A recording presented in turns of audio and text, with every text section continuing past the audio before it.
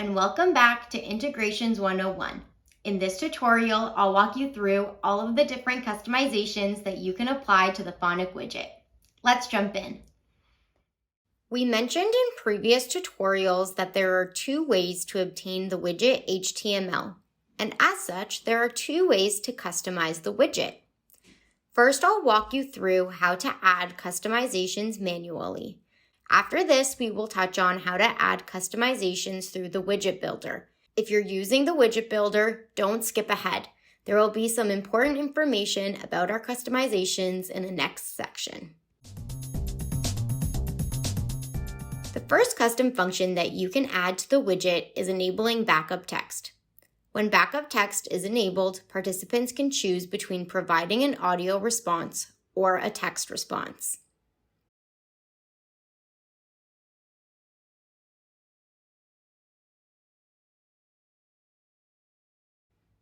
You can also specify the audio format that you would like participants to record in.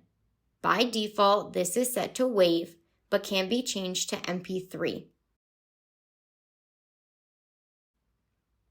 The audio widget can also be set to start recording immediately. When this feature is enabled, the audio recording will begin as soon as participants arrive at the question. By default, participants are able to play back their audio using the playback button. You can remove the playback button from your question by setting Show Playback to False. You can also add the Auto Submit feature to the widget. Auto Submit allows for audio recordings to be uploaded as soon as a participant stops recording. Note that this means that they will not be able to listen to the audio that they've recorded. By default, the audio widget will show a timer when a recording is in progress. However, this timer can be removed in favor of the Stop Recording label. Finally, you can add a minimum or maximum response duration to the widget. Note that response durations are specified in seconds. For example, a maximum duration of 60 will not allow participants to record beyond 1 minute.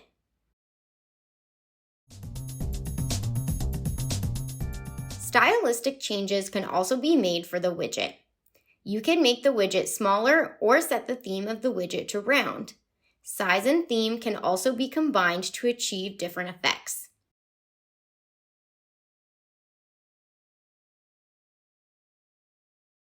The color of the recording button can also be customized by specifying a color. And as with any HTML, you can also specify colors through a color code. The color of the record button text can also be customized in the same way.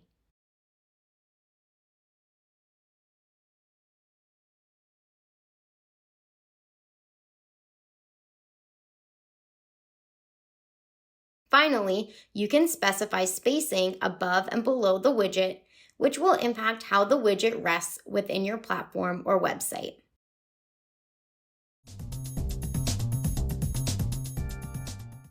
The labels of the audio widget are in English by default. You can change the labels of the recorder by setting label format to custom. This is especially helpful if you would like these labels to appear in a different language.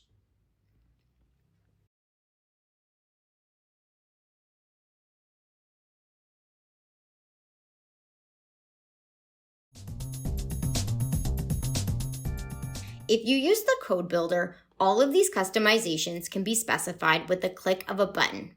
In the Share tab, after you've selected the audio question that you want to embed, 3 additional dropdowns will appear: Style, Behavior, and Text. Within each of these dropdowns are all of the attributes that you can specify for the audio widget. For example, in the Behavior dropdown, all of the attributes that you can specify will appear. You will see that 2 attributes are toggled on by default: Show Counter and Show Playback. To turn these off, you just need to click on the toggle.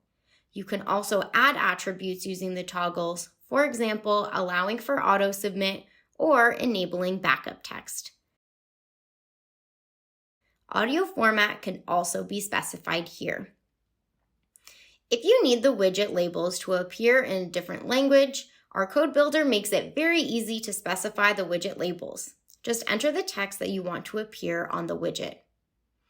When these customizations are specified, all of the HTML code in the widget builder will update accordingly. So all you need to do is copy that code and paste it into your platform.